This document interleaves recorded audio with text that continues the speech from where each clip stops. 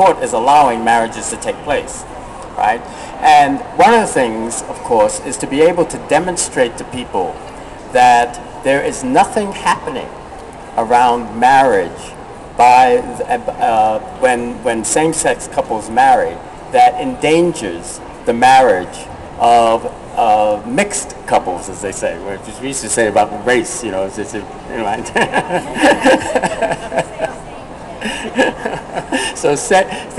no, as different gender. You see, it's not. There's nothing happening that threatens different gender marriage.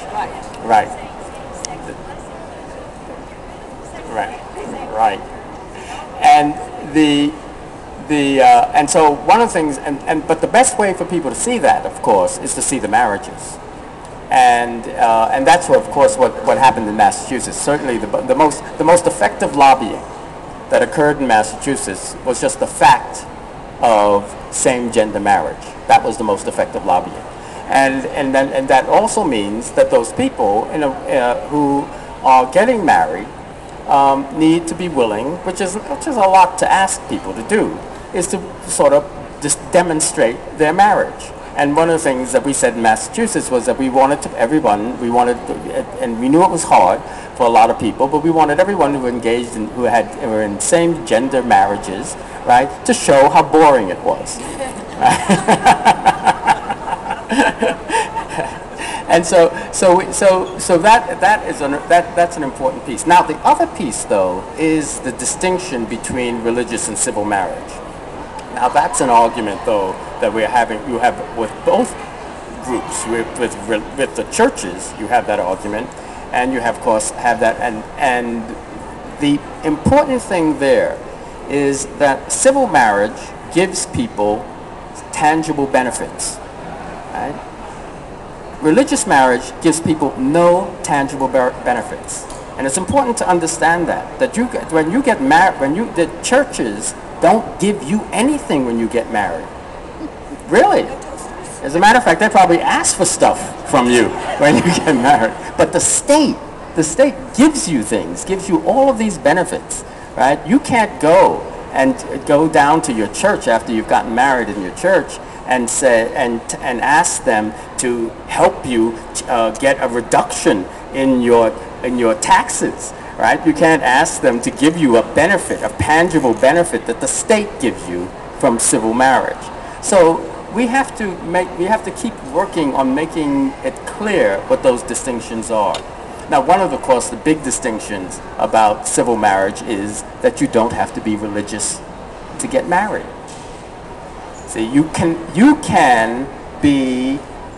violate every one of the 10 Commandments and qualify to be married in the state of Massachusetts, and I suspect you can qualify to be married in almost any state in the country. Right? We marry people who are in jail for murder, right? And so I think that those are the kinds of discussions that you have to be having with people to raise this. But basically, I think the argument is to show people, to be able to show people what married life is like among people, between people who are of the same sex. Other questions? Yeah.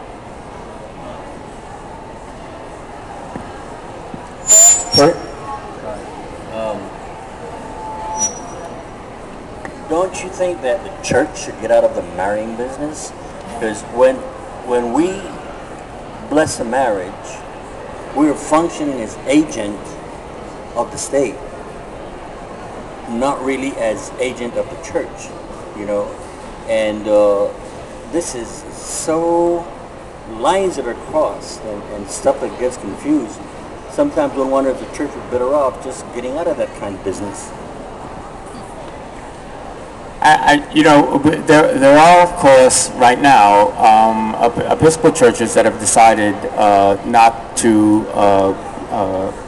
marry people, not to represent the state in marrying people, and that of course is a very American. What we do is a very American thing. There's many countries in Europe. You go to church. When you go to church to get married, you have already received your civil marriage. So how you represent yourself is not with bringing a license to a priest, but bringing a wedding certificate to a priest. And then the marriage is then clearly the sacrament of the blessing of this combination. I'm not sure what the big resistance is. I assume that that somebody probably has some theological reason for why they think it's a good idea to represent the state in this. But I suspect that generally what it is just reluctance to change. But also for some, but not from, I don't think that most churches make a lot of money off of weddings.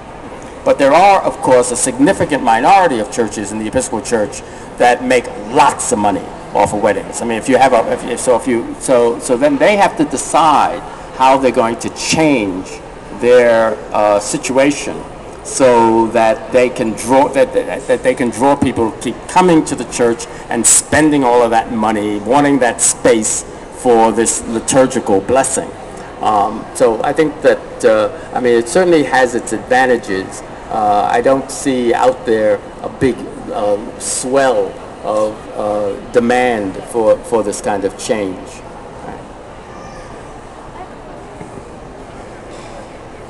My question is a little bit more general about the role of Christians in public life. And I'm a nice Jewish girl who goes to an Episcopal church. Now, I am old enough that I remember praying Christian prayers in my public school in Washington, D.C. And so I'm very attached to the idea that there's a separation between the civil life of my country and the religious life, and yet I want to follow Jesus. And I do a lot of work out there organizing and being in public life. So how do you balance these questions of what it is to be a Christian and a representative of a constituency that is probably not entirely Christian? Well, I think that, and this is probably true for most Episcopalians. I mean, I think most Episcopalians have been raised around the issue of church and state, that we are all good Baptists. I mean, it's Baptists who are the ones that's right. It is Baptists who, of course, who have done the most thinking in the United States about separation of church and state. But I think Episcopalians generally have bought into that idea. And what I think we have to say is that we want to make sure that everybody that we remain a pluralistic society, that we see advantages in being pluralistic. And in order to do that, we want to make sure that everybody is able to express their religious beliefs in meaningful ways. The problem, of course, around the separation of church and state is really not the freedom of religion piece. It really is the other piece.